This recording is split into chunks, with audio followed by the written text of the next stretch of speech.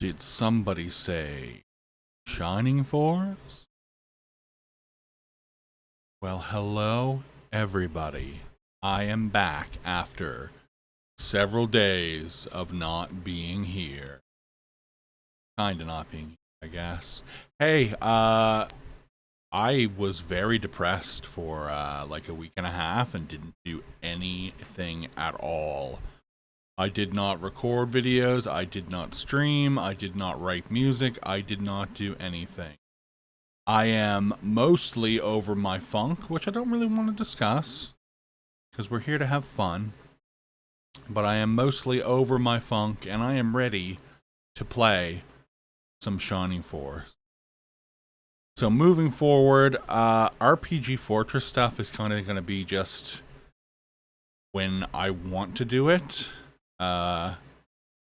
Because giving myself a strict schedule of do a video every 2 weeks, every 2 Fridays, plus stream once or twice a week, on top of my other hobbies like doing the TTRPG and recording music, plus having a full-time job, which I work till 1 a.m. 5 nights a week. All that altogether was making my hobbies feel like work, which that's a bummer, because I play video games to disassociate from real life, and to have my disassociation medium transform into an extension of I need to do this to pay rent really sucked. So we're gonna play games when I feel like playing games. I can appreciate that it might be a bit, what's the word I'm looking for? It might make you go, aww, to know that you might only get one RPG Fortress video a month, and I might not stream every single Saturday, but I really gotta do it for my mental health, because yeah, look after your mental health. So that all being said and done, we're gonna play some frickin' Shining Force, and I'm gonna remember to click off the screen this time. So last time we did a quick save, right in the middle of recruiting new characters, because that weird little glitch I had came back, and I think I said this last time. I think I said this last time, but I think I fixed it. There was an issue with my Bluetooth drivers that made things start going slow, and the music would slow down, and it sucked. So what I did is I just uninstalled all of the Bluetooth drivers and pulled out the the Bluetooth device, and now everything's wired. So, and since then I've played through the last 10 or 15 hours of Dragon Quest II HD 2D Remake with no issues. So I'm pretty sure everything is solved now, which is great, because little tiny imperfections like that drive me nuts. But we're here, and we're hopefully gonna get some action done this week, because last week we only did 2 battles, and one of those battles was the desert battle, which we had technically already done. So I want to push all the way through chapter 2. We've only got 2 battles left, but they're both hard ones. And then I'd like to get a big chunk of chapter 3 done. So, let's get started. I'm gonna go resurrect my dead character, or characters. It's just the one who's dead. Luke. So if you're new to the series, we're playing through the original Shining Force, but with a mod that randomizes who joins your team. So right now we've got all kinds of characters who normally wouldn't join. But we've also got like way too many centaurs. Like this is not good. All right. We've recruited Henri, although she wasn't actually Henri. I'm almost done chapter 2. I do not have a mage, which is very distressing. Because by this stage, I would have Tao and I'd have Henri, and we'd be kicking butt. But alas. So we're back here. We need to get a boat. But, no, they won't give me the boat because there's only one left. There's also a circus in town. People who've played this game before know what is about to transpire. So, talk to the mayor. Accept his favor. Gotta find his grandson. Obviously, we know where he's gonna be because the circus just arrived. Anyone can put 2 and 2 together.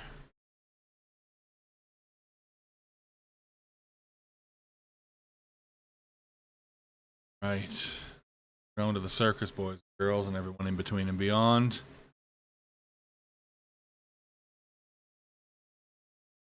So we met Michelle in Alterone. She was a fortune teller. Now we've confirmed that she's a villain. She's got all these animated puppets here to kill us. Plus there's a load of, say it with me, bats. Because it's an early battle in Shining Force, so there's a bunch of these bats. But we've got a pretty good team. You know, the centaurs, there's too many of them, but they're all pretty decent, except for this guy. We've got Eamon, who's alright. 2 healers, which is 2 healers too many. We've got Luke, Kokichi, and Zyla, who are pretty much carrying the force. I'm really trying to get Adam to carry his weight, because I am convinced he's a decent character. He's got a lot of hit points and a lot of defense. His attack is a little bit low, so I've given him the power ring. His main issue is his movement, which is 4. Don't get the turbo pepper until the end of chapter 7, so that is a very long time. But trying to get through with him, because he is a decent character if you spend all of that time leveling him up. But we're not grinding. We're just playing through. There's going to be a bit of death management, so certain characters gain levels, but we're not going to be egressing and grinding out levels like I do in my free time, because not everybody likes grinding. I love grinding. I love seeing my characters expand in power, but not everyone likes that, so I'm not going to subject you guys to it. We're just going to have a regular old game of Shining Force. So all of these... Ooh, level 7. Oh, no stat increases. Fantastic. Thank you, Pele. So yeah, all of these mannequins are pretty tough. There's 4 different types. There's these mannequins here, which are okay. There are the evil puppets, which are maybe a little bit weaker. He does have a spell. I don't think he actually casts it, though. Got these guys who hit decently hard but aren't too tough. Then you've got the boss, the marionette, who has freeze level 3, which is really overkill for this early in the game. If we were playing the regular way without the randomizer, Henri would have just joined the team, and she has freeze level 1. So to go from freeze level 1 to freeze level 3 within literally a battle, yeah, it's rough stuff.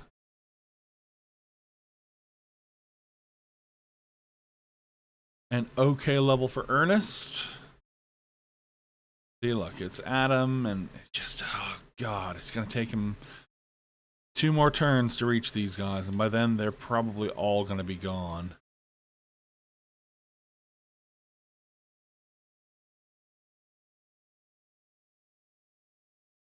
So yes, I finished Dragon Quest II HD 2D Remake. The plan was, oh, hang on, I've got a cat running right across my keyboard like a silly little freak. Thank you for knocking everything over. Oh no, he is casting freeze one. Okay, cool. Yeah, so I finished Dragon Quest II HD 2D Remake. Plan was to do a video just for Dragon Quest 1 HD 2D Remake, then do a video for Dragon Quest 2 HD 2D Remake. But after finishing the second game, I finished the first game like late last year. Just haven't done anything with the footage yet because I've talked about Dragon Quest 1 1,000 times on the channel. So after finishing Dragon Quest 2, I didn't really like that game very much. It was Dragon Quest and did all the Dragon Quest things that you like. It was a pretty standard bare bones RPG, which I like. You got 3 members that join you as opposed to the original game where you only get 1. So you have a whole party. They're all voiced and they all have personalities and different skills and magic. And the original Dragon Quest II only had 2 additional party members, so they made a 3rd one specifically for this, so you'd have a full 4-person party. I didn't really like Dragon Quest II much at all. It ticks all of the right boxes. And despite the fact it ticks all of the right boxes, I still really didn't like it that much. And it was kind of like a pacing issue. And I noticed it almost immediately. Essentially, like, the first thing you do in that game is walk back and forth between 2 towns, like, 3 or 4 times, just to talk to the king in each town. And it's like, alright, can we just move on with the story? And the game just involved a lot of, like, go here and do this, go there and get this. And that is, like, the first game, essentially, is just one long fetch quest with, like, 10 or 11 different parts to it. And, you know, fetch quests in games, especially in RPGs, they're common. But I feel like in Dragon Quest 2, you'd get to a town, someone would say, okay, you need to get the seed of the Overarcher. But to get that, you'll have to go to the dungeon of Barrowmore. And once you're done the dungeon of Barrowmore, bring the seed cliff to Lawrence in Gulf Town. And he'll ask you to find 3 starry sigils. But on your way to finding the starry sigils, you'll have to go to 2 other towns, speak to Rembrandt the Clairvoyant and Dunbar the Unholy, and they'll ask you to go kill 16. It's a lot of go here and do this. And then when you go there to do that, it's somebody else saying, do this for me. It's just a lot of, pardon my French, it's a lot of fucking around.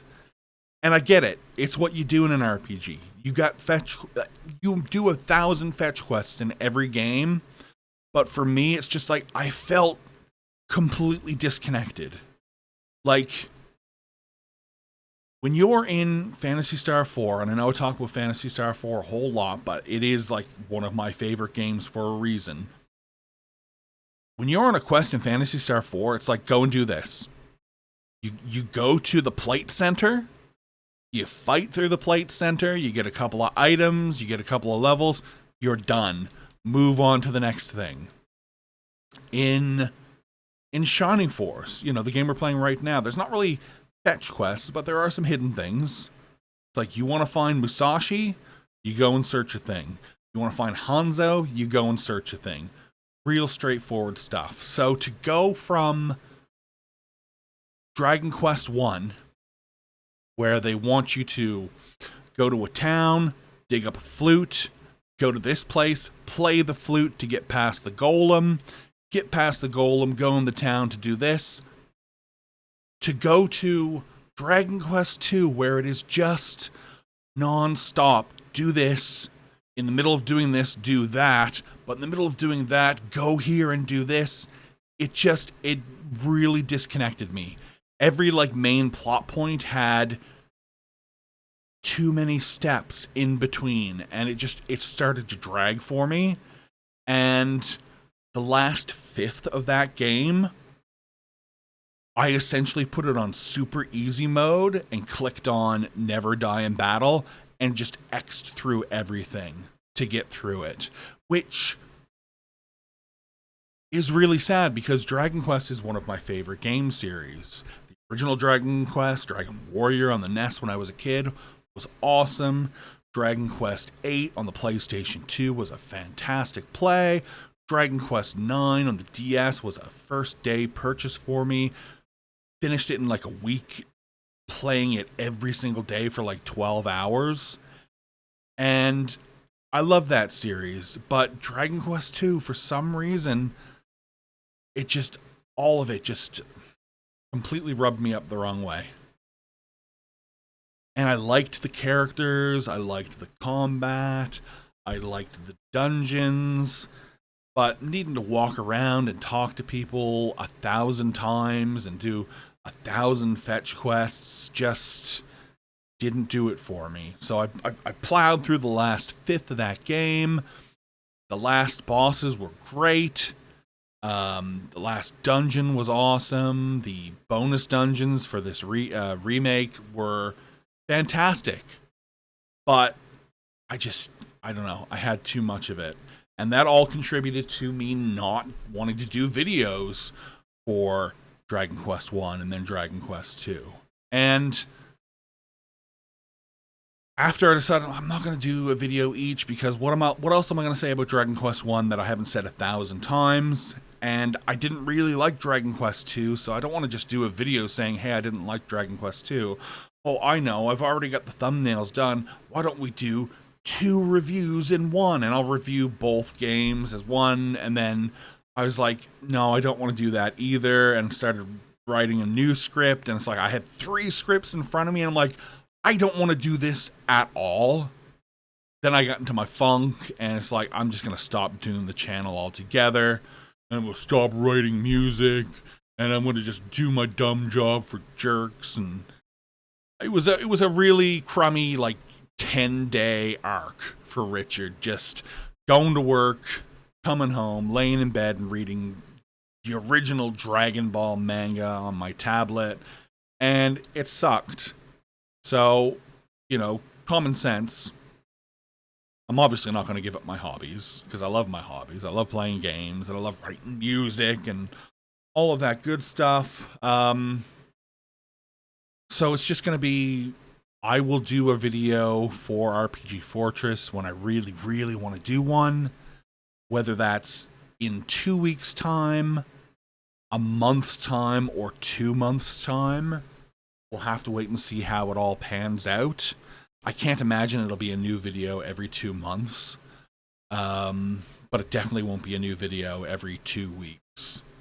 And then, I had the idea a while back. Oh, well, I'll do a video 1 week, and then 2 weeks later I'll do a short.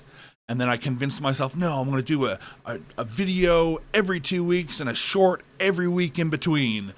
And that was too much work, and it's just my hobby has become a job that I don't get paid for, a job that I don't want. So this is why everything's being recombobulated. I'm going to play games to have fun, and if I do a video, I do a video. If I don't do a video, I don't do a video. So whatever. So that's the story of my 10-day funk. You'll probably never see a video about Dragon Quest 1 and 2 HD remake. Overall, I'd still give those remakes, the whole package, probably a solid 8 out of 10, even if the second game I didn't really jive with. I might try to play the original game at some point just to see where this all came from. But yeah, the HD 2D remake of the original Dragon Quest, very good. I enjoyed that quite a bit. And next up, I actually am not playing any like proper RPG right now. Not really a game with an ending, because obviously I'm doing all these Trails videos, and it's like every time one's done, it's like, all right, do a script, do a video about it. And once again, I don't want it to feel like I'm doing a job, so I'm playing whenever I feel like it. I will load up either Starbirds, which is the Kurzgesagt game. It's like a resource management, not really town builder, but like space station builder. You're landing on asteroids and mining ores and building launch pads and refining materials to make other things. And I just put that on the background and poke at it every 10-15 minutes in between doing other things, and that's been fun. I've been loading up Diablo 4 and I'm going to start up a new character. I'm just going to start up this class that I haven't played and play it for 15 minutes. Oh, that's cool. Okay, moving on. I want to play games, but I don't want to feel like I'm stuck and forced to do a video about said game. So right now, I'm just playing Starbirds and Diablo 4, and I will get to Trails from Zero at some point after I feel good and ready to move on to a real game with an ending again. But for right now, I just want to mess around with some games.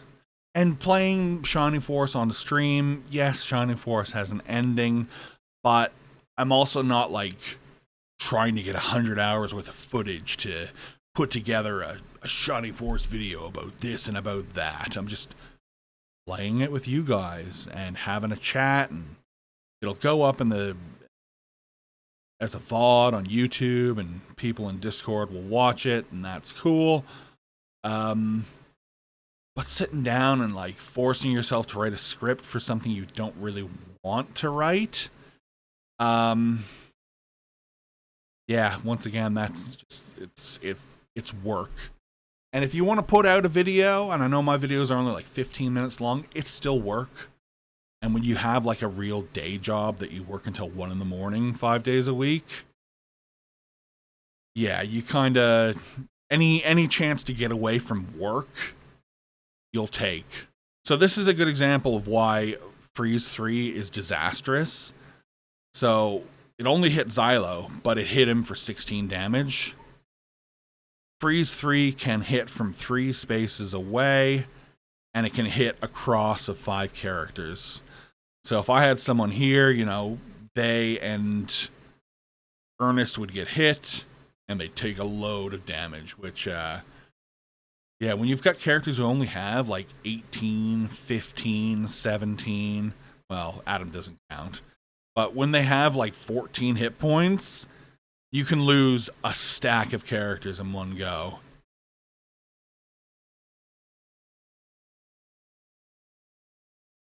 Right, so the plan is to get past this second Dire Clown and then just rush the Marionette while trying to keep my guys a couple of spaces away from each other.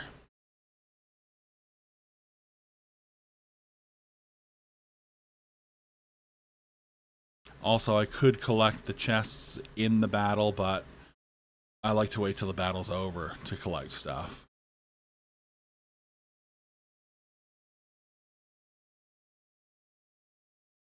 Also in Shining Force, boss characters to counter their bad AI and the fact that most of them just stand around while you pummel them, they all have like this automatic healing factor. So you'll go from like, oh, he's down to 10 hit points, and then 5 seconds later he'll be at like 27 hit points. And it's like, how did he regain so many hit points? And it's because of this wild healing factor that all of the bosses have.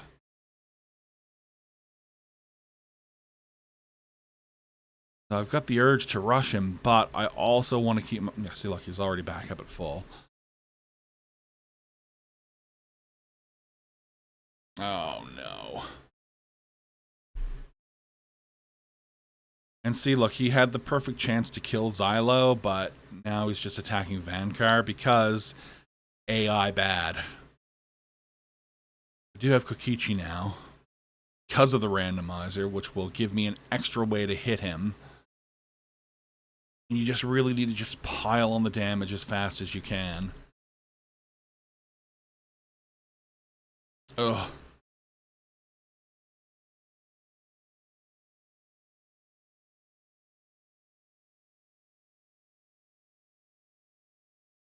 Boy, oh boy, oh boy. Oh my god, wow.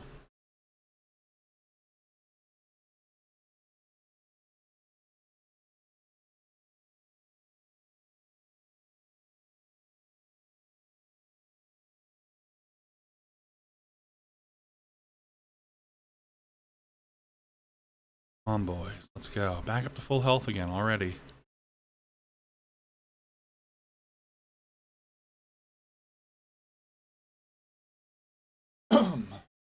Me. Another miss. It's like for every hit, it's like 3 misses.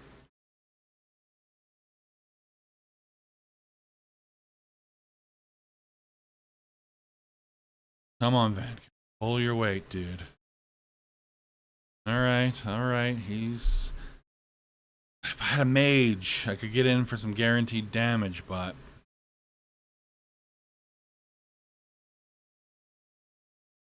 So Ernest is dead, but once again, keeping your characters spread out mitigates that 5 character cross to just 1 character around.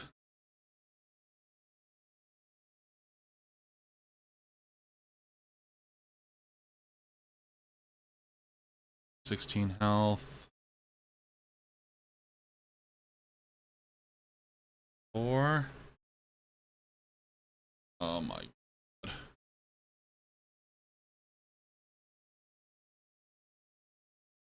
So yes, the difficulty of Shining Force, overall I'd say it's a pretty easy game. It does have some huge difficulty spikes at some battles. And it's not because like the AI of the enemies is well done, it's because the AI is crap. And because the AI is crap, they usually will give enemies huge boosts to countermand that. So Marionette might not walk around, but he's got Freeze 3 and will heal every round a lot of hit points.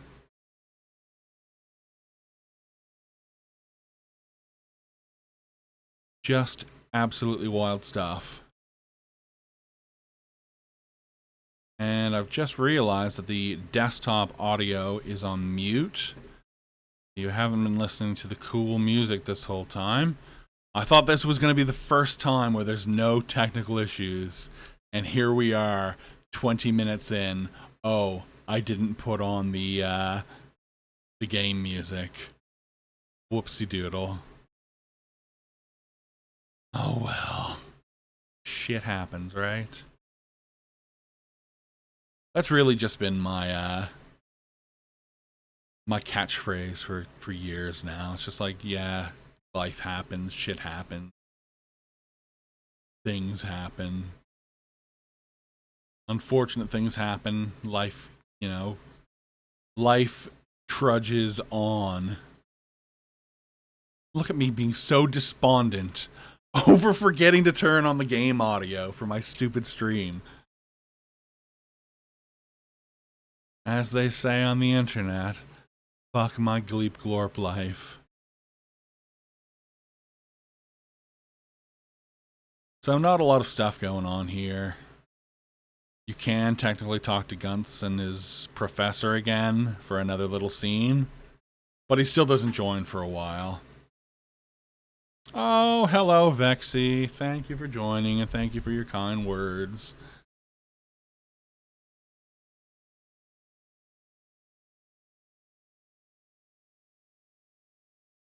Back to the drawing board. Alright, where is the vicar? We gotta get our dead unit back to life. Then we can go try to claim our ship.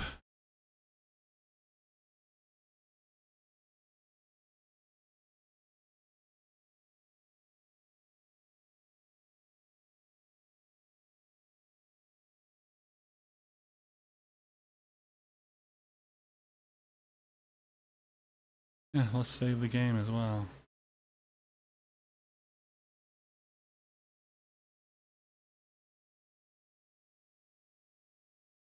We'll continue.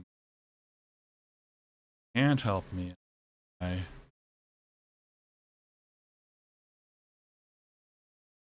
Oh yes, we know all about how... We all know about boats in Shining Force. So yeah, I gotta speak to the mayor before I can go to the boat.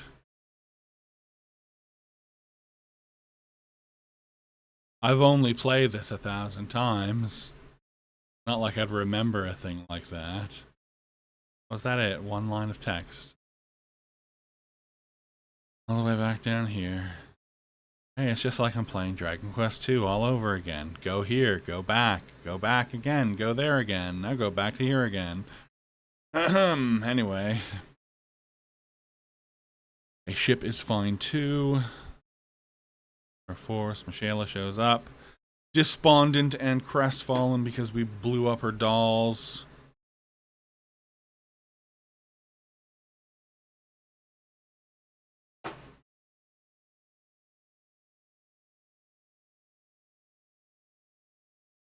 She is gorge, absolutely. We love an evil elf woman.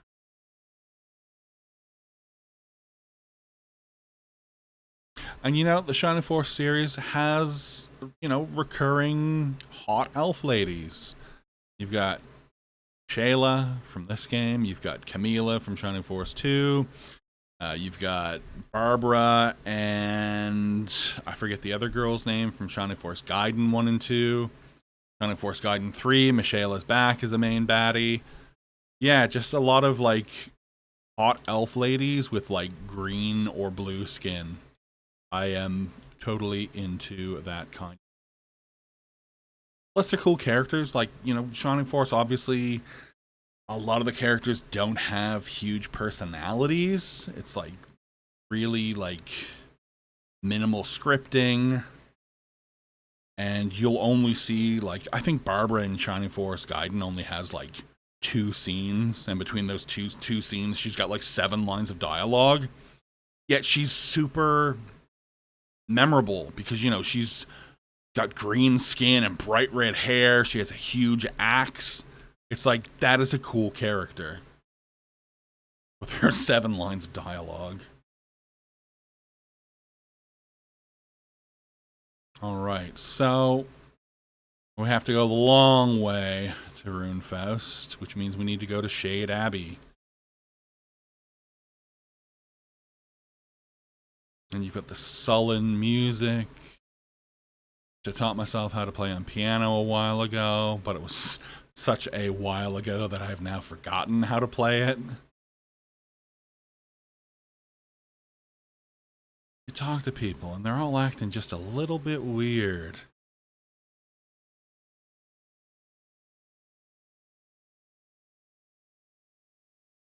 And yes, we're gonna free some burbs. Eamon's technically already on our team, but that's because of the randomizer.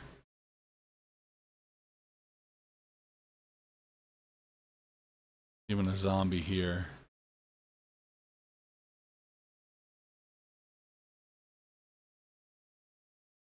Yeah, the vicar won't help you. As you walk around, you'll see that NPCs start to follow you. All these graves are dug up. Hey, look at all these guys. You go up into the abbey. Oh. Dalberoy's turned to stone, but he can still talk to you. I would love to get Hanzo this early in the game.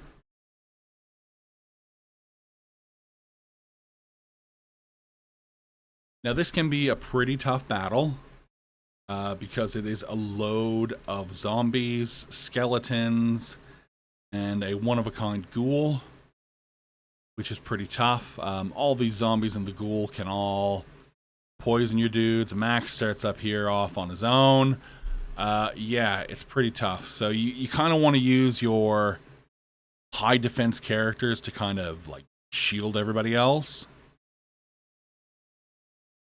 And you want to get Max down here ASAP as well. As well put Xylo in here. His defense isn't great, but his damage is enough to... Oh, and I don't have mages. Snap. Alright, I don't have mages, but I've got a couple of flyers, so that'll mitigate the putting up with the zombies a little bit, even though I can't imagine that Eamon's gonna hit particularly hard against a zombie. Oh, man, alive.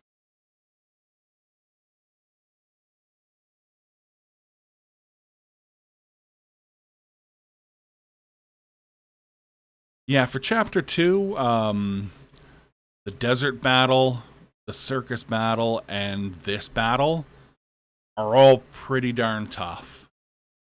The battle under Manarina, not particularly tough. There's a couple of choke points, but it's still not too bad. Whereas this place is just, and those other battles, yeah, they can be pretty tough. Now, there are no magic users amongst the enemies in this battle, so you can cram all of your characters together and create like a meat shield wall, and you won't have to worry about freeze or blaze or whatever. And that is a good thing to do. This way you don't have like 3 zombies surrounding someone, and I'll even chuck up low up in here. I'm not even going to pretend I'm getting experience for it. Wow. 18 points. I'm not even going to pretend I'm getting experience for the healers anymore, just because they're already just so outclassed.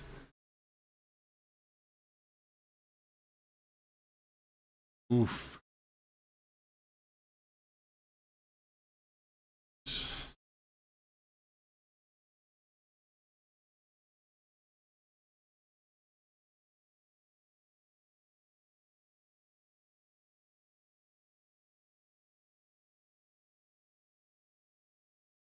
Bye, low.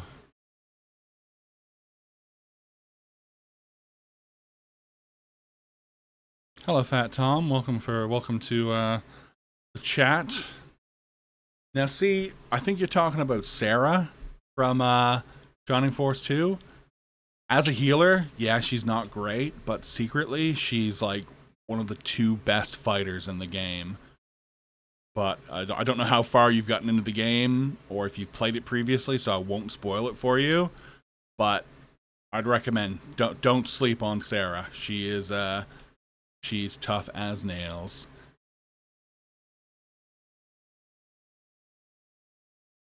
Like these freaking zombies, man.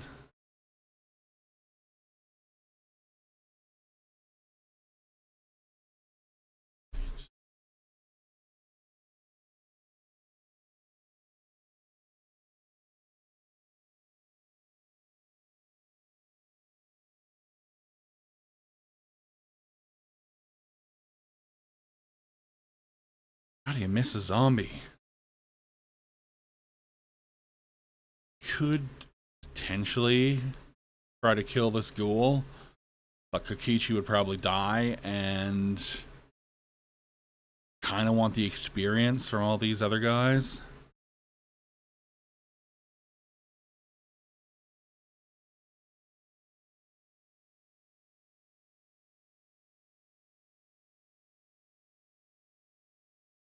Oh my. Constant whiffs.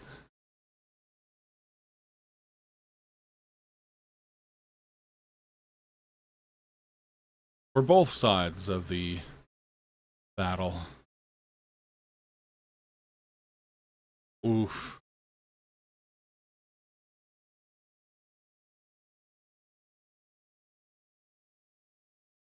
I kind of want to get some experience for Max, but once again, it's just... Oh, I'll use that defense potion. Oh, I can't remember picking that up.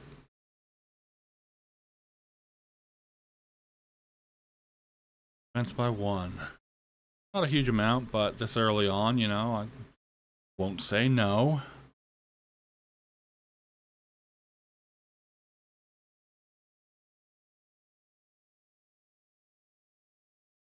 Not having Tau with Blaze 2 in this battle is super aggravating.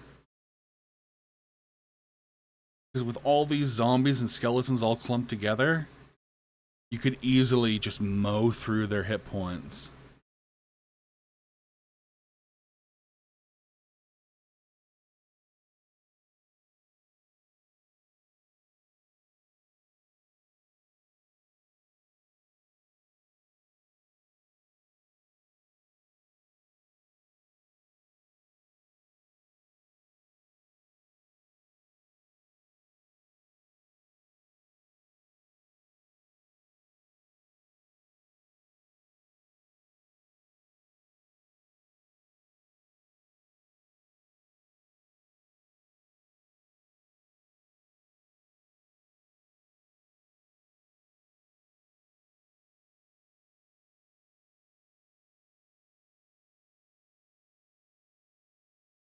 And a lot of my centaurs have spears, so it could be attacking enemies diagonally. But since these zombies and skeletons have such good defense, attacking them with spears just won't do enough damage to really be worth doing.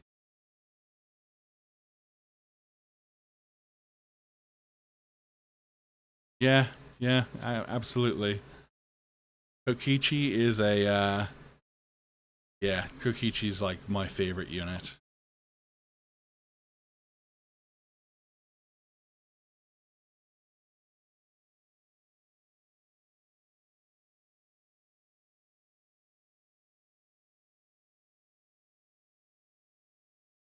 Slow attrition.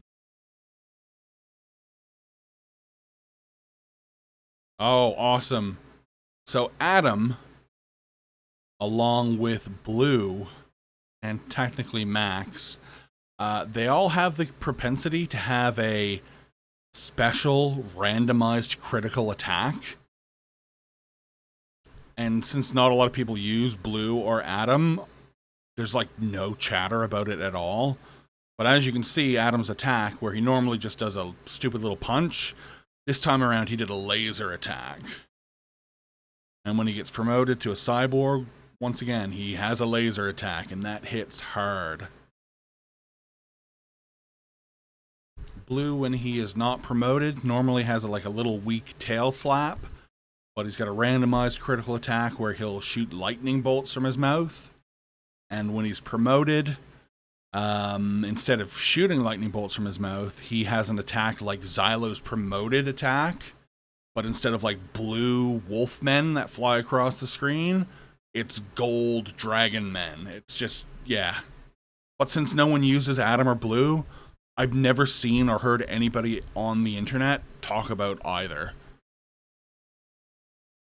And Max has his special attack that happens at the end of the game, which I think a lot of people know about. Which is also, I guess, technically a spoiler, so we won't get too far into it right now. But yeah, no, Blue and Adam, I've got a soft spot for both of them.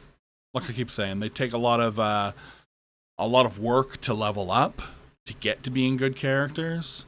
But as someone who loves to grind levels, I think they're absolutely worth it.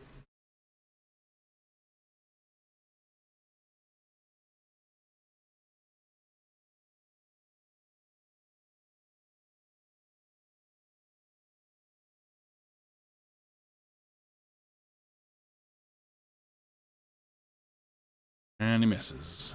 Thank you, Adam. Ugh. All right. Oh no. Oh man. Oh man.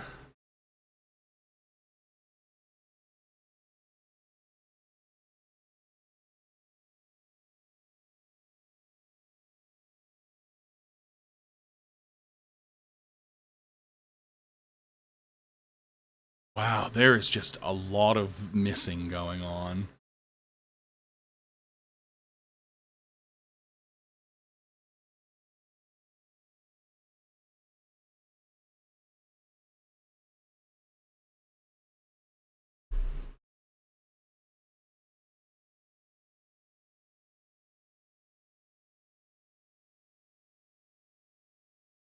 It's just whiff after whiff.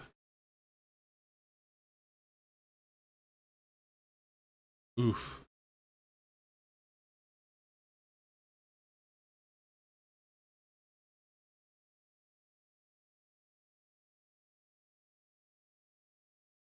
I know I'm playing super fast and loose, but I would like Xylo, Luke, and Kokichi alive to go after that ghoul.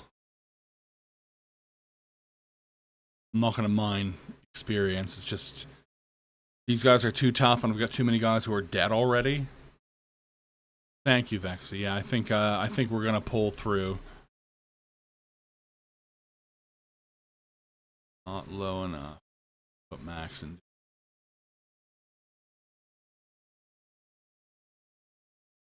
Oh, wow.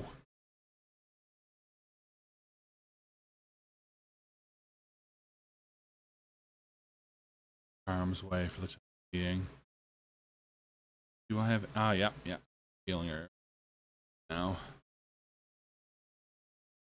Shouldn't have let all my healers die, right?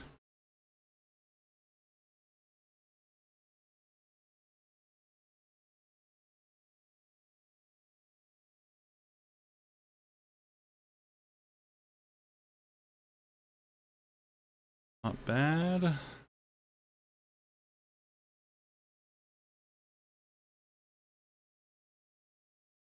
The ghoul won't move, so we're okay to start moving in on it.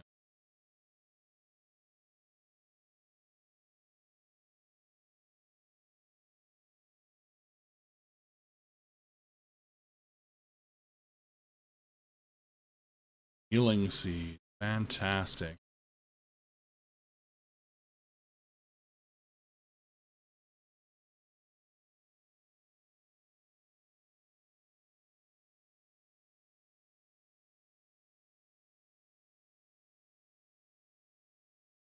So yeah, I'm going to be moving on to Trails from Zero,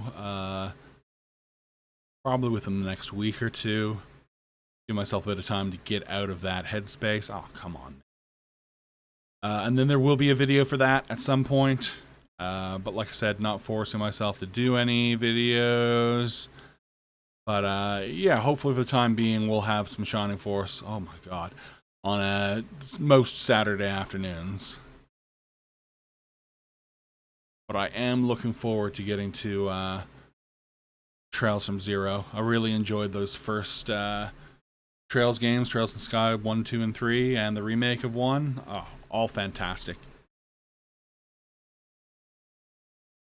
I'm also looking forward to moving on to Trails that are not those first couple of games that are not great ports from the PSP or from Japanese Windows to PSP to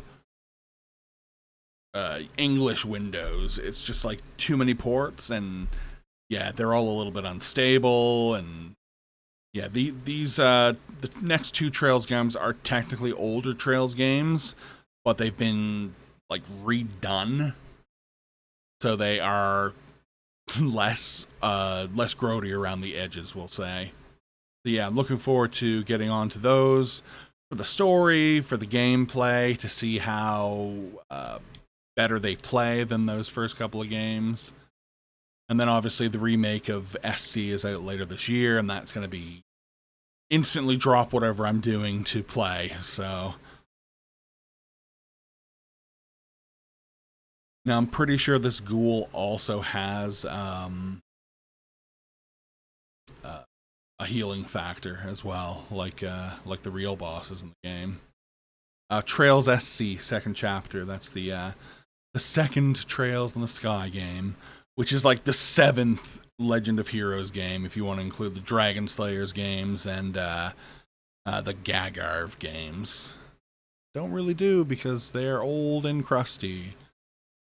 And, you know, there's nothing wrong with an old crusty RPG. We're kind of playing one right now. But yeah, they're they're pretty old and crusty. Any game that's relegated to the PC 88, I don't really want to go out of my way to play. Not putting Max in danger. Absolutely no way I want to do this battle twice.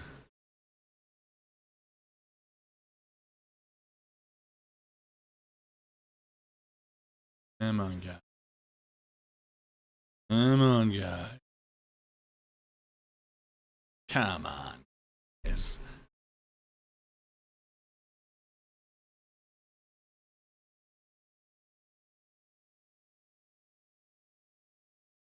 Oof. 11 damage to Luke. That's power.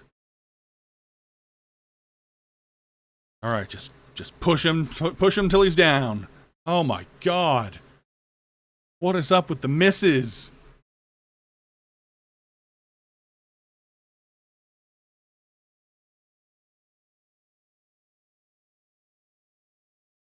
Right. We are done with chapter 2. Now, this is Eamon and Balbaro joining. We've already got Eamon. I'm really hoping, like, give me Tao and Henri, and we're good.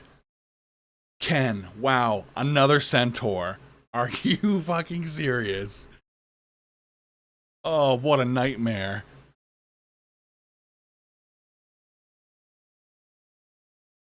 Yeah, Centaur Force, pretty much.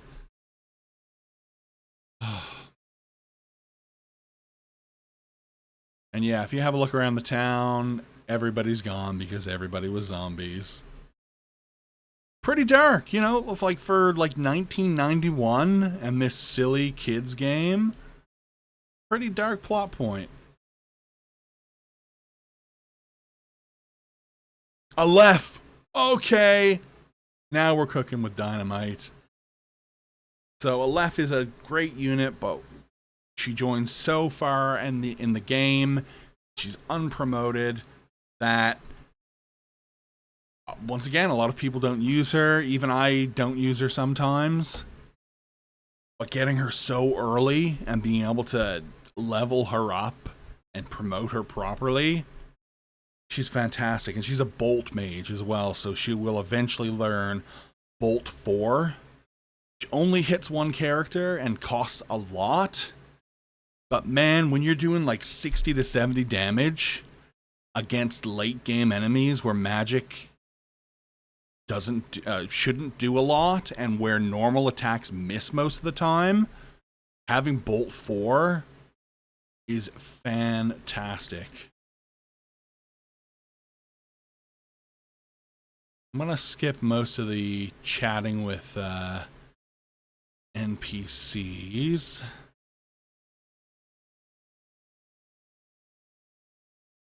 Not a lot of them add too much. They're gonna do some shopping, some selling. This.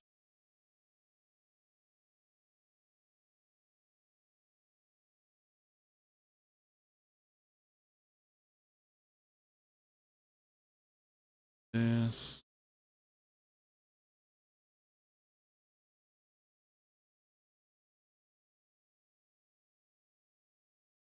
Ken, like, come on.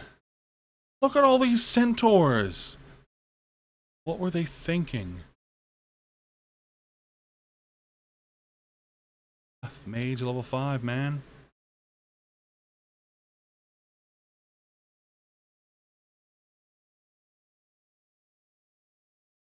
Ah.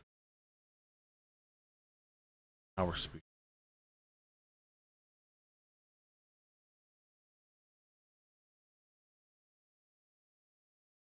I'm just gonna double check because I'm pretty sure the power spear is more powerful than the bronze lance, which means I can clean up my inventory a bit further. Oh yeah, significantly more power. All right, yeah, let's Get this all sorted out. That. That.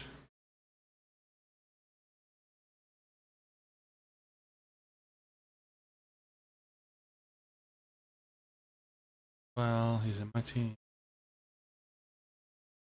Now, I am about to get another new character as well. Hopefully it won't be Centaur. I'm actually gonna, after I sell this, I'm gonna go and see what character joins. And then I'm gonna rearrange my team a bit.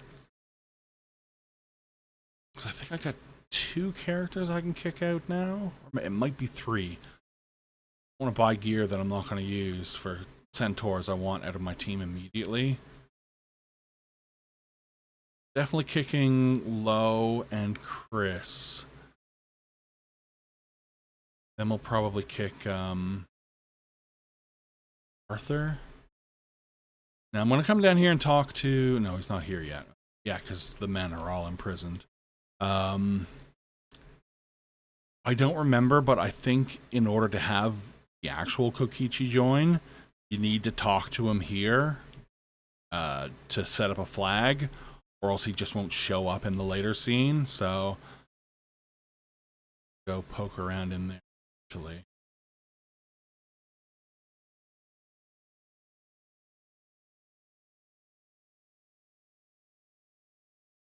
Arthur, you're about to get kicked right out.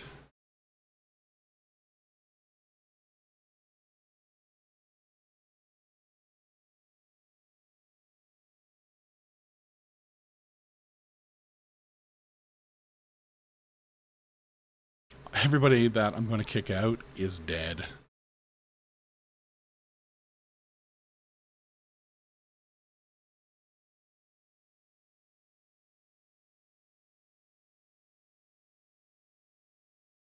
Right. We're good. Yes, we're in the Shining Force. The men have been abducted to work on the quarry. They're digging out something called the laser eye. I wonder what that is.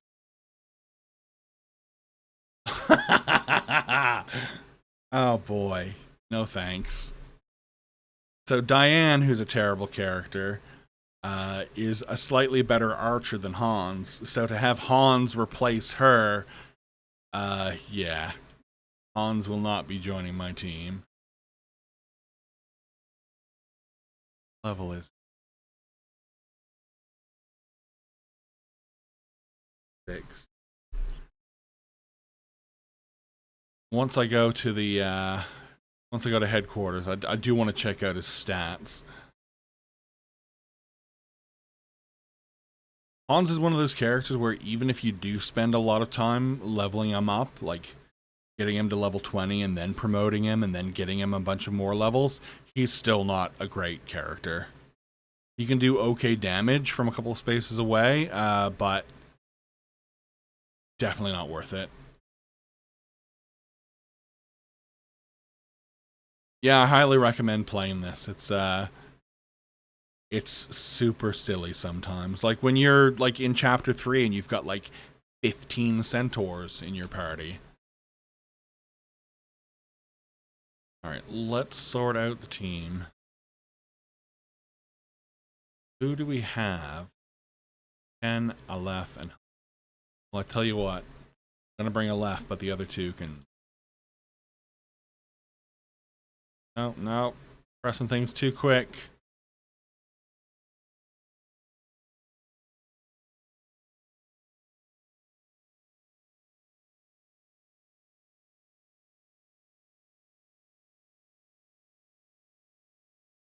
You know, I am going to take Ken.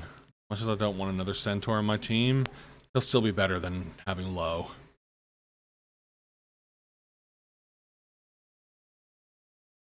Kick out Chris for Aleph. Alright, yeah, let's have a look at status. So Ken, defensive 7. Are you kidding me? Holy cow. 24 hit points. That's great because every time he gets hit, he's going to take 12 damage. So, who else do we got? Aleph, Blaze 1 and Freeze 1. Attack of 17, pretty good for a mage. 17 MP as well. I got to get a couple of levels in her though. Let's check out Hans. Oh my god. Pretty decent hit points. Everything else, out of here. Look at this silly team of 5 centaurs and Kokichi. So six lance users. Oh, no worries, Vexy. Thanks for joining. Enjoy your silly anime. The VOD for this will go up if you want to watch it later. If not, just bug me in the chat and I'll tell you how things go. I'll probably just do one more battle anyway. Get back to the shop.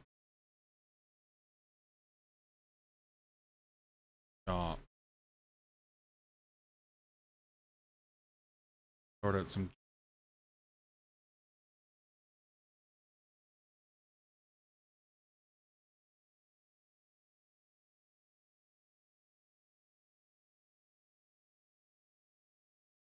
Nope.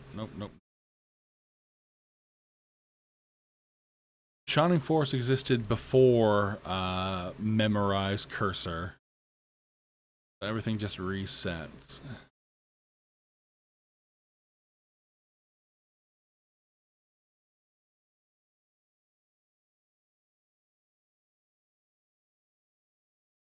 I'd like to buy all of your power spears, please.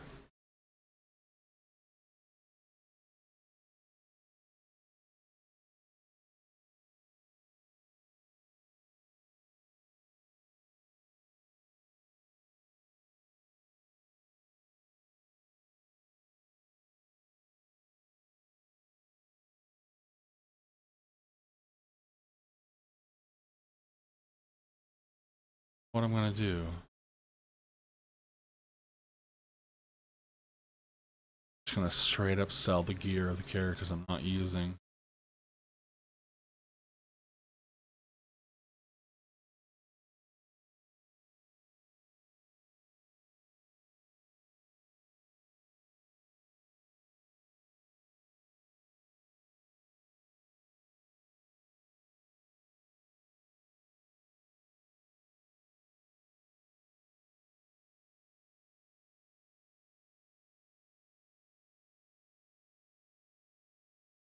Here one more time.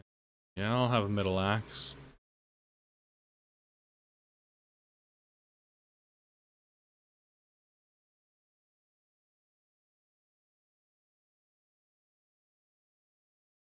One more.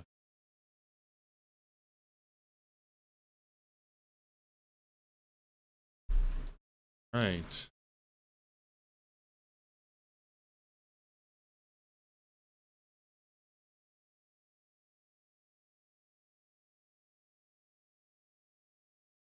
Attack of 20.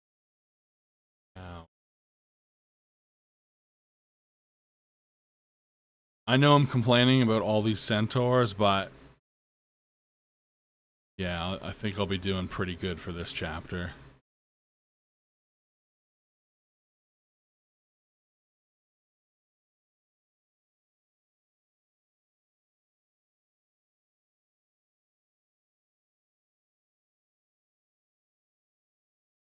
Except for maybe Arthur.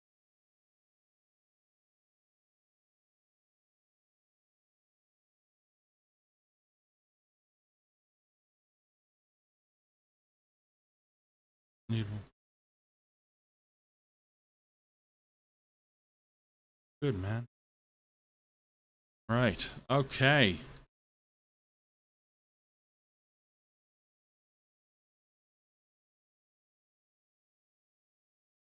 Just want to save my game, and then we're going to go to the next battle.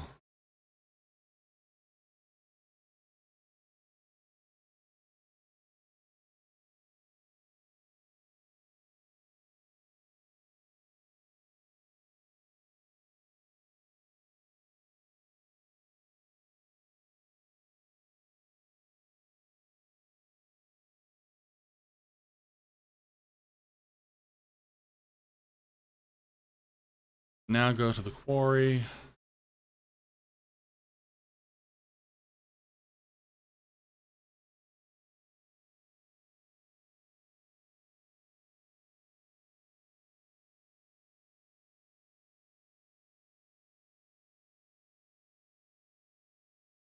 So this is a pretty fun battle. Essentially, you're climbing down and around. No bats, which is great. It's the first time in a while there's no bats. We've got snipers, we've got master mages, we've got priests, bunch of skeletons, and you've got a lizard man for the quote-unquote boss unit. Shining Force is a lot of horse, a lot of spear users right now. Literally 1, 2, 3, 4. Literally half of the team are spear users. I think we're gonna do all right. Oh yeah, killing a skeleton in 2 hits. I'm down for that. But I do also want to try to get at least a level for Aleph in this battle. So, and since she's a mage, she's not gonna have a huge movement speed. Yeah, just 5.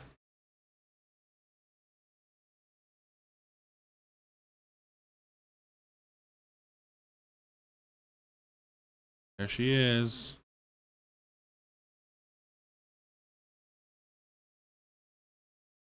So happy to have a mage.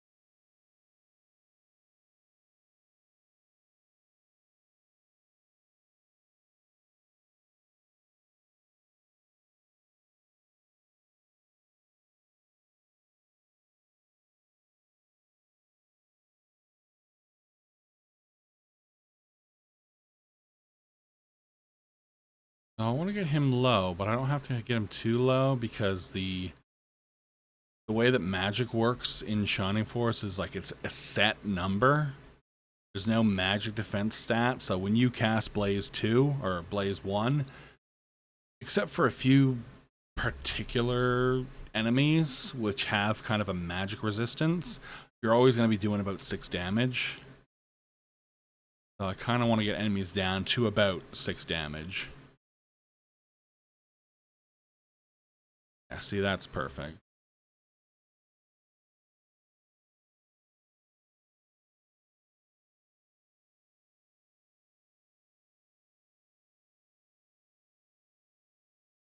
Definitely want to get her 1 level, but I'm going to try to get 2.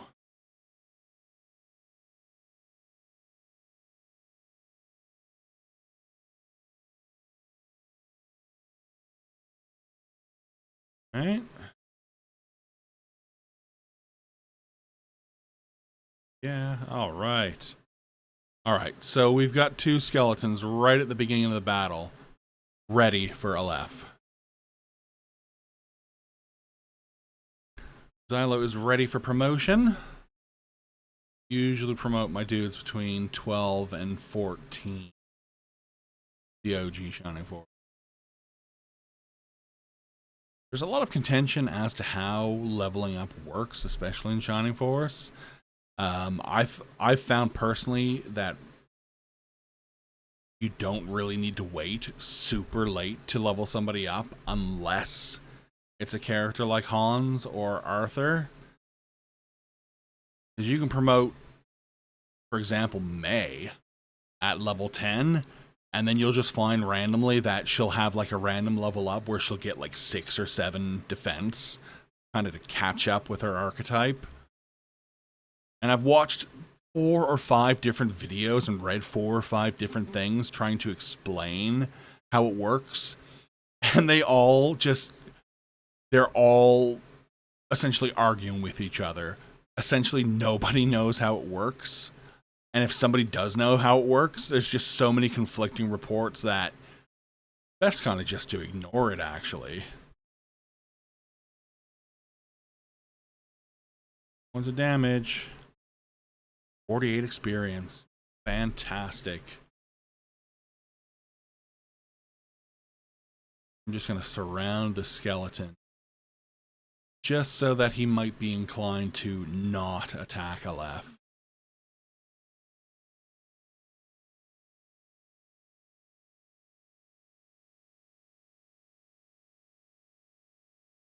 Definitely need to get a level 4 max as well. Now, if Aleph dies, I am going to restart the battle. And I'm going to restart the battle.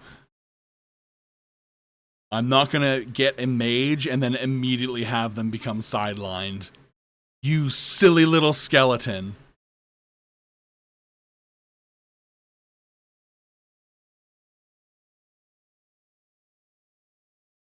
That's okay, we've got this. We know she's going to gain loads of experience.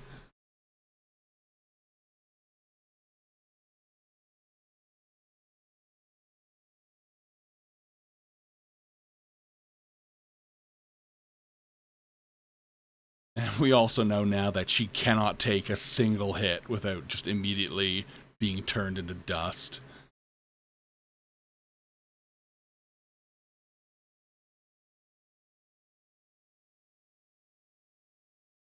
No, Max. Alright, who's got my speed ring? I think it's Xylo. You can use the speed ring and it works like Egress, so we're going to do that.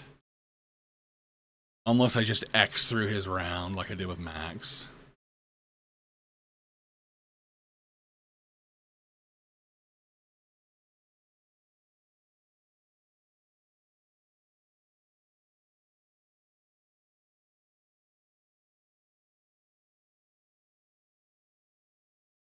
Be nice to get Adam another level as well.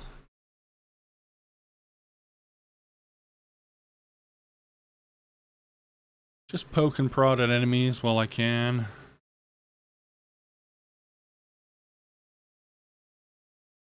I mean, even Arthur's kind of pulling his weight and then some.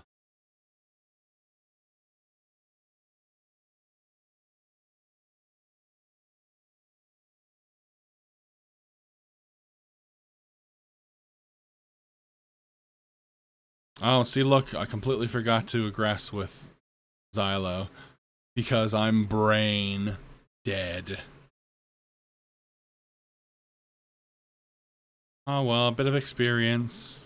You know, we needed to get Pele to level 9. +3 attack, +4 defense, +2 hit points. What a tank. What a power user.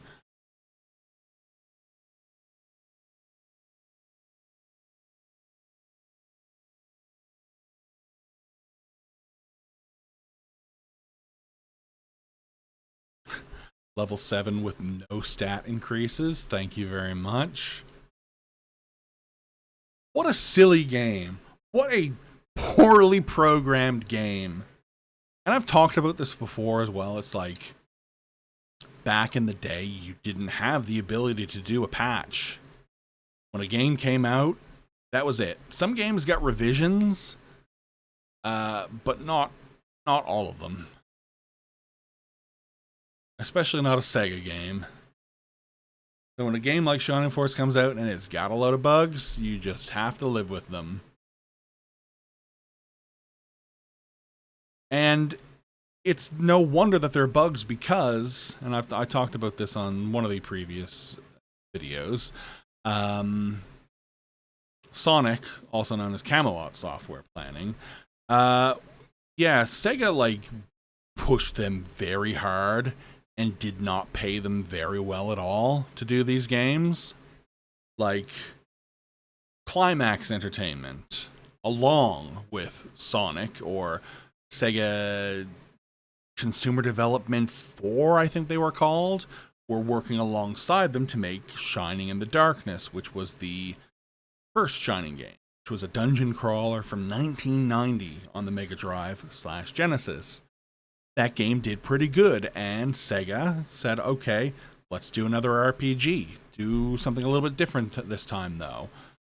We're not going to pay you anymore, so do something really good for us. So, at this stage, instead of it being Climax with Sega CD4 working alongside them, it was Sega CD4, now known as Sonic, with Climax working alongside them.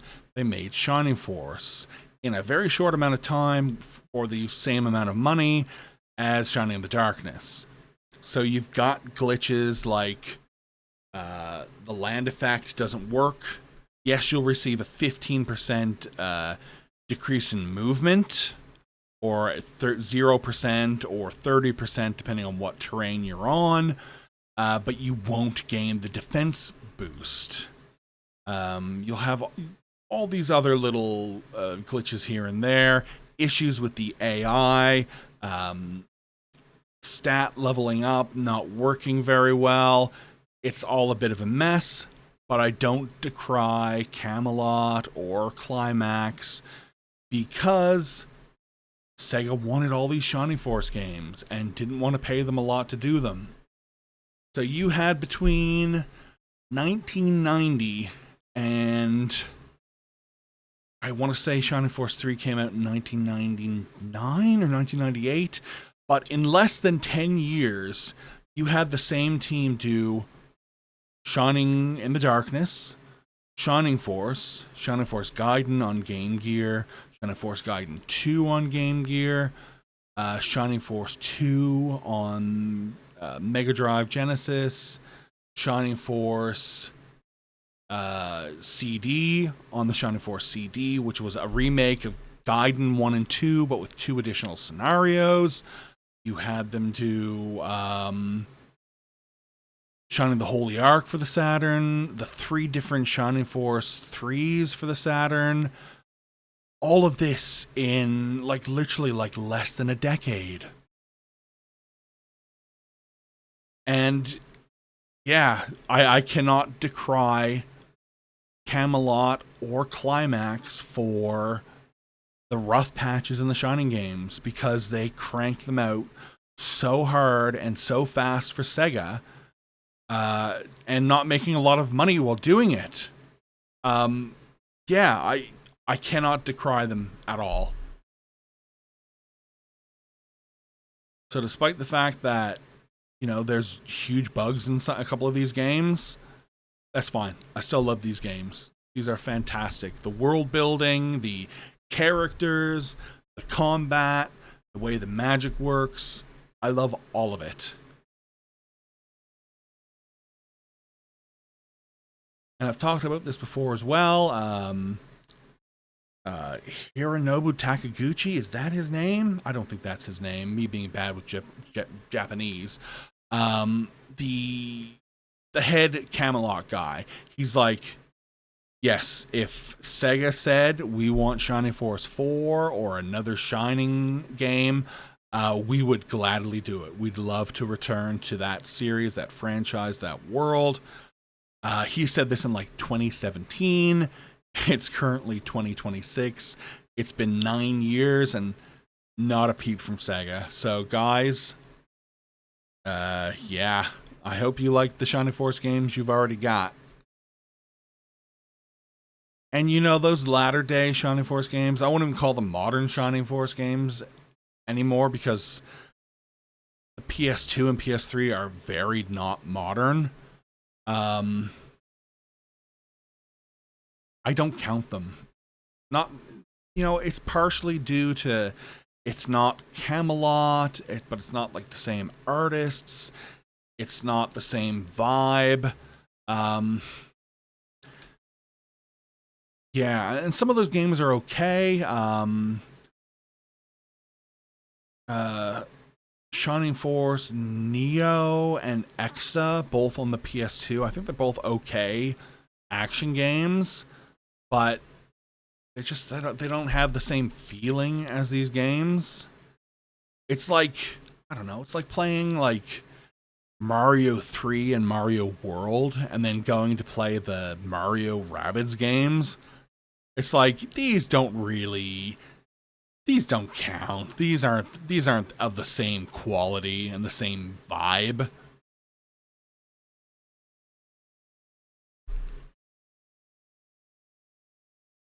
But yes, I've gotten a lot of gameplay out of the Shining games over the years, and I'll still play them a shitload more before I extirpate existence. So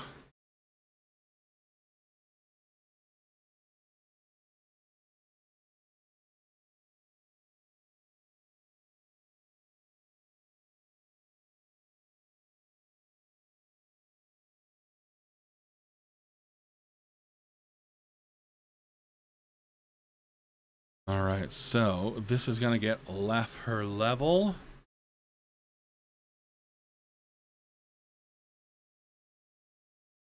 I'd like a level 2 spell just so she could hit a couple more dudes. One attack, 2 hit points, 1 magic point. Blaze level 2, baby. All right.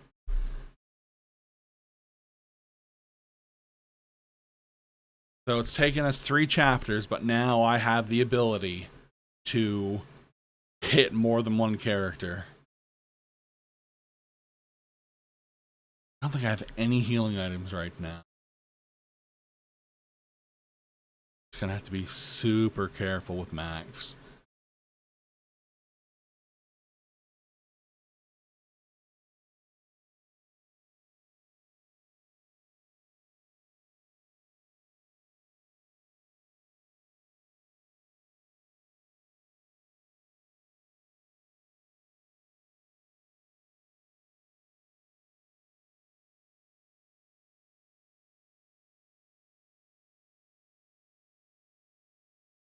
And I mean, what would a modern like Shining Force game look like?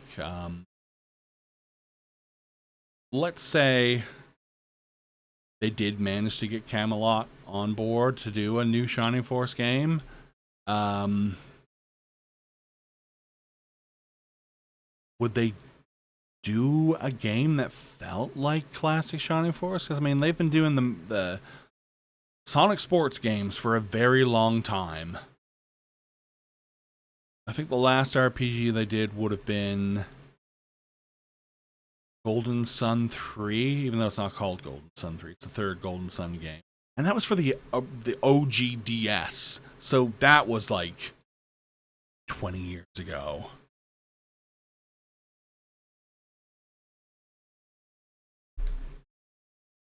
Now, RPG Fortress, we did do a video a while back, what we'd want out of a Shining Force 4 if they ever made it. We had all kinds of other people join in. We had some segments done by our good buddy Jason Graves, Engelbart Gaming, a couple other guys on there as well, talking about what they'd want out of a potential Shining Force 4.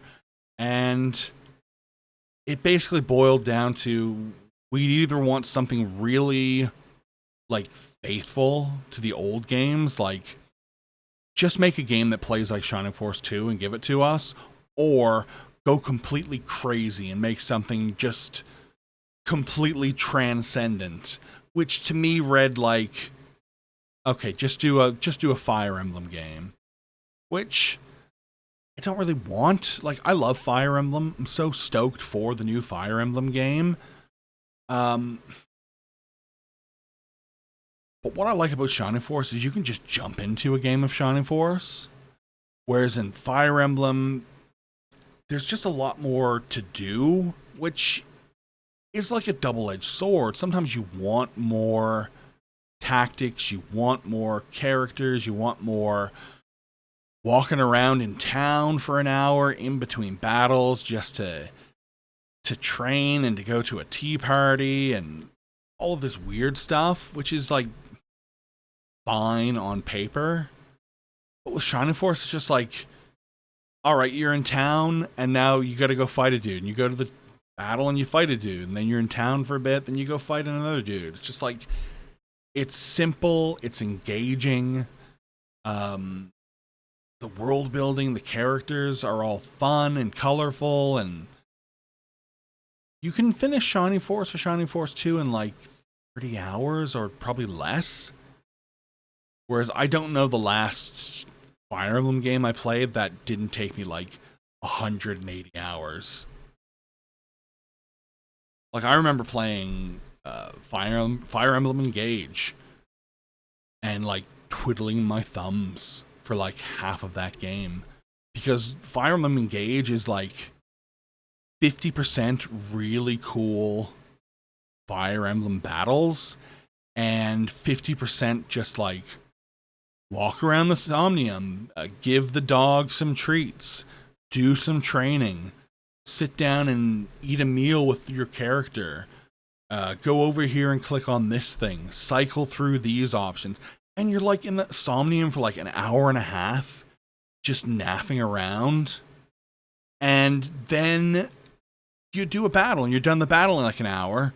And there's like another hour and a half of like, feed your fish and water the plants and cook granola bars. And it's just like, man, like, I like in between battle stuff. It gives you something else to look at. It breaks up the monotony of doing one thing over and over again. But when the thing that's meant to break up the monotony causes monotony itself, something's wrong. Hello, Hobbit. Welcome to the chat. Sorry, I was ranting pretty hard about Fire Emblem there. We finally got a mage on the team. I'm so excited. Except now I've bottlenecked and she can't kill her skeleton.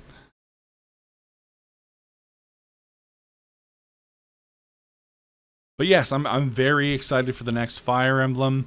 Even though looking at the screenshots and videos, there's going to be a lot of in-between battle faffing around.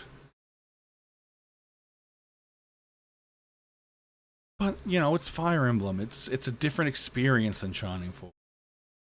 I would like just like a super simple RPG, SRPG that you could just sit down and get right into.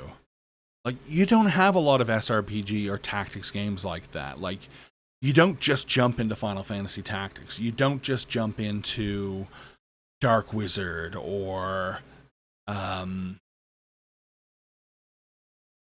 what's that game that Final Fantasy Tactics is kind of based on that I'm blanking right now. Anyway, yeah, like a lot of SRPG and tactics games that you sit down to play, it's a lot of like sorting through menus and managing this and managing that, which is cool. But with Shining Force, you just go into battle and you fight some dudes. Sometimes you just want like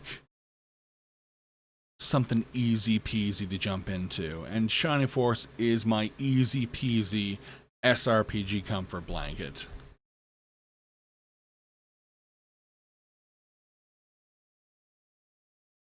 And I will fuck around with some really in-depth strategy games. Like, I've put hundreds of hours into Dark Wizard on the Sega CD. I mean, half of that is, the loading time for the battle sequences, but you know what I mean.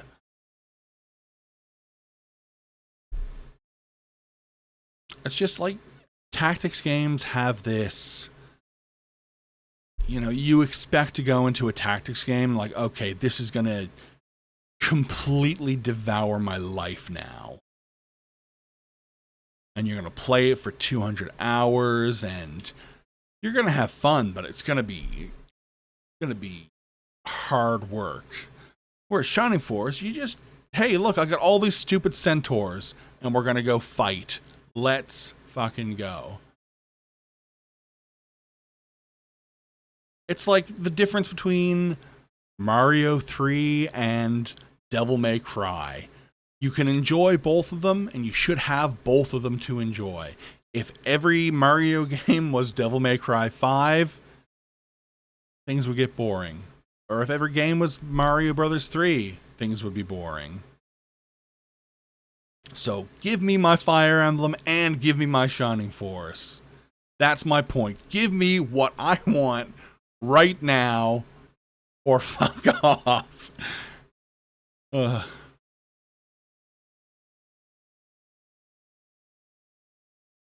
No, you shouldn't be killing him. Leave him alive with 1 hit point so our brand new mage can get some experience. Poor Max is like half dead and I've got no healing items at all for him.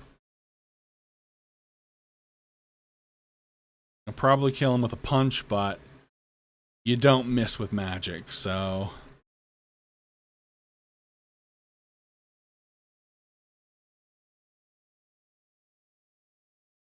And the one problem with leveling up in Shining Force is that your experience doesn't roll over. So Aleph only needs 4 experience to hit level 7, but if I gain 48 experience, she loses those additional 44. Whereas in Shining Force 2 and everything after this, experience rolls over and makes the leveling a little bit easier. We'll save that archer for her. Yes, give me Shining Force or give me death. I pledge allegiance to the Force. Amber waves of grain. Something or other. Ronald Reagan in his grave. I don't know how I don't know how the national anthem for the U.S. goes. That's about all I know. So, what are we talking about? Shining Force. So yeah, Arthur. He's probably my next character to get kicked out. Quote unquote Xylo joins after this battle. It would be nice to have another mage. Although I wouldn't say no to Blue. I think Blue would be pretty good. So we've got this guy up here for Aleph. So yeah, let's just power through these last couple of guys. I'm not gonna... Come on. I'm not going to try to level up Max in this battle just because I have no way to heal him. Put him here to block that gap. Not that he's going to come down because the AI is dumb.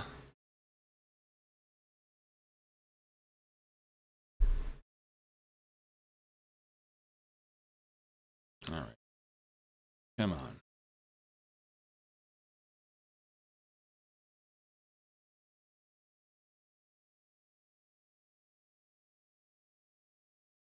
And you know, I complain about the Centaurs, but they're really holding things together right now.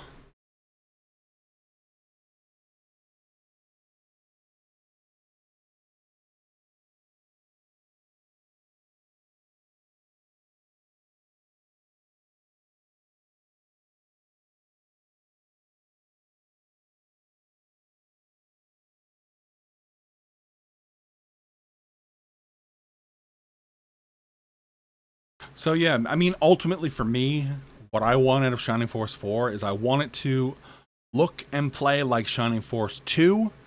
I want it to have Shining Force 3's systems.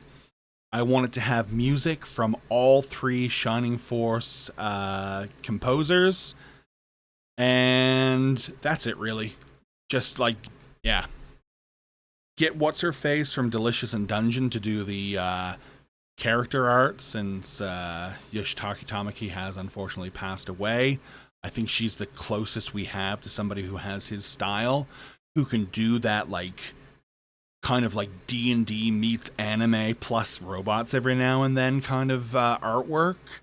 I don't see a lot of other artists doing art like that. So yeah, those are my lofty demands for Shining Force 4. Get these 3 separate musicians, this non-video game artist, the original team, make it play like the game I like.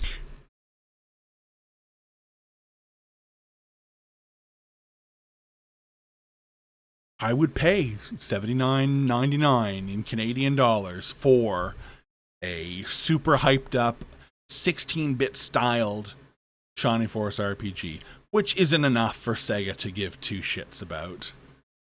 It's also why we'll never get a Shining Force 3 collection, because why would Sega, put the resources to making a game that'll only earn them $100,000 when they could do another Yakuza game or another football manager game and make themselves several $1,000,000? That's capitalism. Why do something that'll earn you $100,000 when you can do something to get $1,000,000? Don't get me started, man.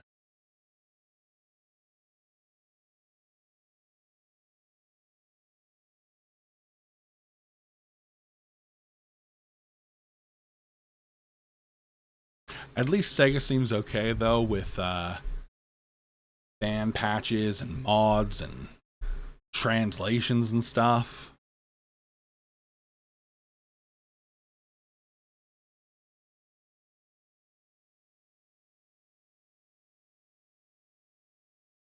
And I mean, I won't disparage Yakuza. I think the Yakuza games are great. And I'm sure the football manager games are well put together. And technically, I guess Sega owns Persona, so they've got a RPG series anyway. So why would you do a Shining Force when you can do a Persona?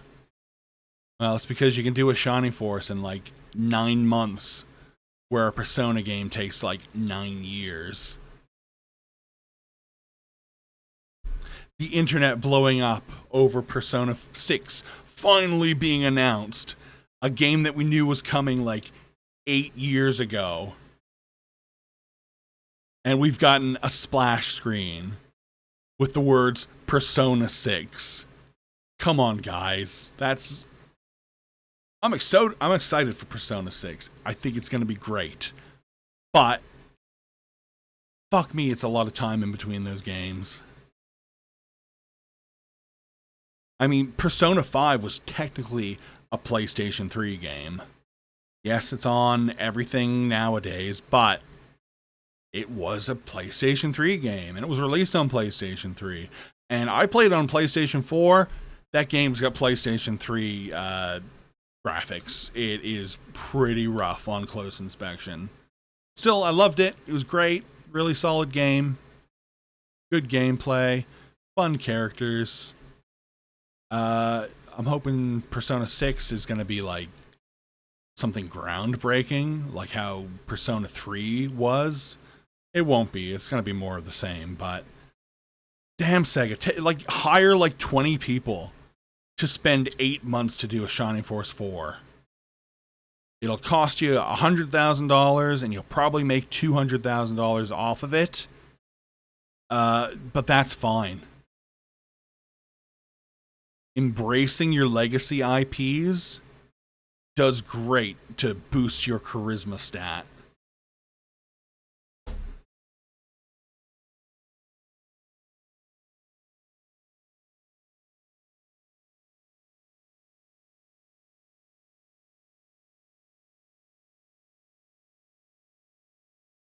All right, let's just push through this.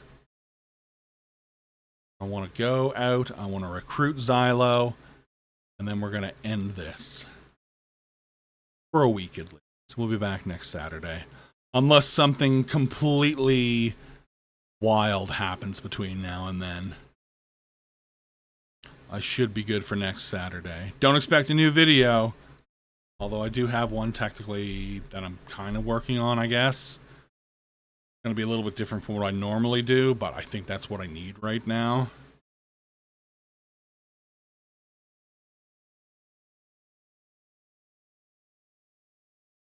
Alright, boy.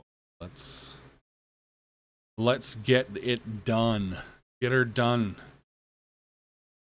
Lard, Thunder, and Jesus, bye.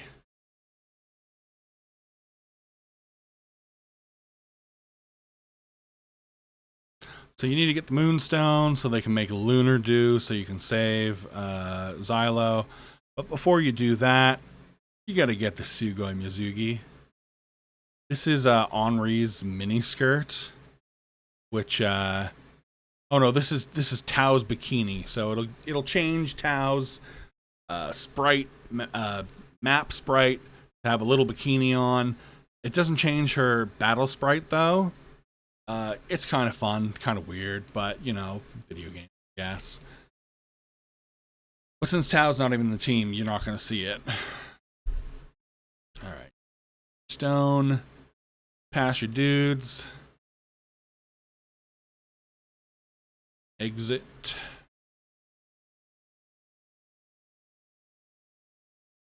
All right, let's go see Briar. Oh god, I'm yawning. I'm so sorry.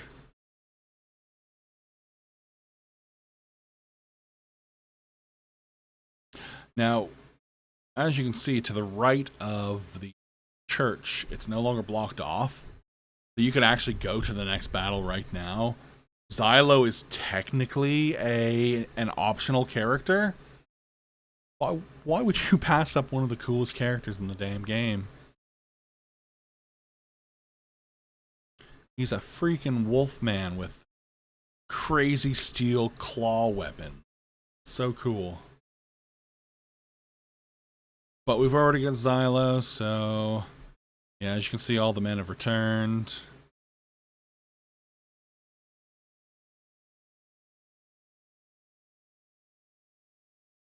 Over, down, around. Speak to her. Oh no, you gotta talk to the old dude first to get him to turn the Moonstone into the Lunar Dew. Once again, you know, it's not like I've played this game 1,000 times before.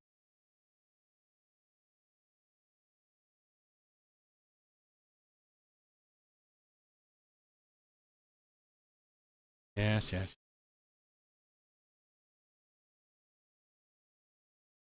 Lunar Dew. You can recruit the Lunar Dude. Right.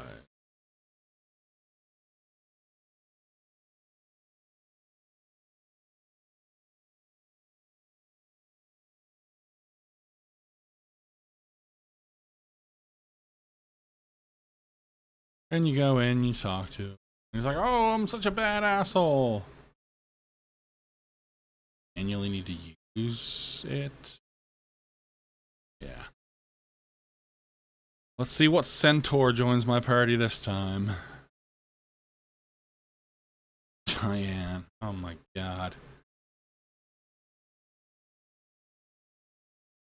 See, the fun thing about the randomizer is when cool characters join your party early, not when all of the crappy characters join your party right away.